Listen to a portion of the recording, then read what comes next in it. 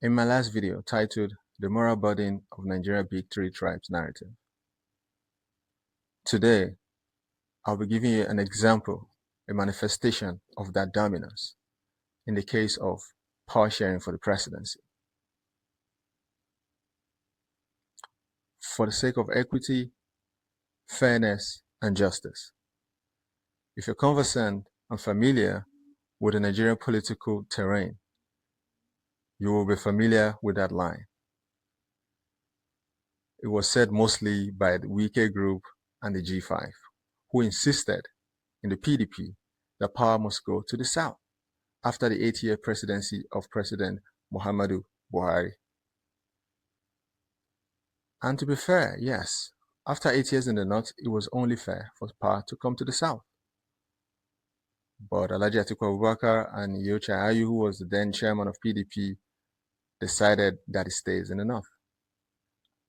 And that is why PDP, I believe, is in the mess that it is today. On the other side, APC, most of the governors of the APC insisted that power must go to the South after 8-year Northern presidency. And that was what gave the current president, Bola Ahmed Tinubu, the APC presidential ticket for the APC at the time. Actually, that system is quite fair. The idea of rotating power between the North and the South. I think it's just reasonable because it ensures that no one side dominates the other. But then, when power goes to this side, who gets it? Let's go through history. In 1979, when the then General Olusegun Obasanjo gave power back to the civilian, Alhaji Shehu Shagari, a Fulani man from Sokoto State, was the first executive president of Nigeria. He ruled from 79 to 83, after which General Muhammadu Buhari and Idi Agbon, they took over power back to the military. In 1993, MK Abiola won an election, himself and Babagana Kinjibiri, and the military annulled the election, led by General Ibrahim Badamasi Babangida. But there was a transition government, or you can call the Shonekon government, we call it the interim government.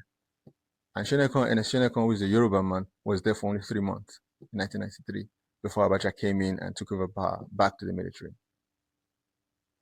But in 1999, for the Fourth Republic, the president at the time, the head of state, General Abdusalami Abubakar, gave back power to the civilian in the person of President Olusegun Obasanjo in 1999, a Yoruba man from Ogun State. After their tenure, himself and Alhaji Atiku Abubakar, in 2007, power went back to the north to another Fulani man from Katsina State in the person of Umaru Musa Yar'Adua. But Yar'Adua died in Aso Rock. His deputy, then Goodluck Ebele Jonathan, had to finish his term, and then he ran again, and then he won to complete the term of another term. And Ebele Jonathan himself, an Ijaman, and we all know the reason an Ijaman was able to get there was because of what happened. But when power went back to the north in 2015, he went to another Katsina man, who is a Fulani man, in the person of President Muhammadu Buhari. And in 2023, power came back to the south, and the current president, President Bola Ahmed Tinubu, a Yoruba man, is the president. You can see why the Igbos are agitating that for fairness, it's Igbo's turn to be president. Legitimately so, actually, because mostly power has been between the Hausa Fulani group and the Yoruba group, but not the Igbos, and they're one of the big threes. Legitimately so, the Igbos are due for presidency. I haven't said that. Let's say they get it.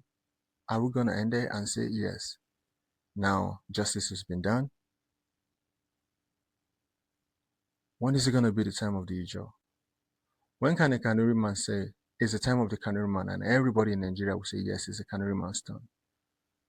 When would an Egede man or an Idoma man or a Tifi man say, it's our time, and everybody in Nigeria will acknowledge that, yes, it's their time, and let's rally around for them to be president? Or when is an Isekiri man gonna ask the same? I think true fairness can be done only when every tribe can claim and be guaranteed to get their turn to be president. That's when and only true fairness can be done. But if you ask me, can that actually truly be achieved? I doubt it. In that case, if we cannot achieve true fairness by making sure that power goes across board to everyone, every group that make up Nigeria, then how can we be fair in distributing power, in sharing power? I would say true fairness can only be achieved when power or presidency is not determined by the tribe in which you come from or by the religion that you profess. Rather, fairness can only be done when capacity and the content of character are the only reason that qualifies a man to be president. This is how I see it. Do you see it differently? Let me know in the comment section. See you next time.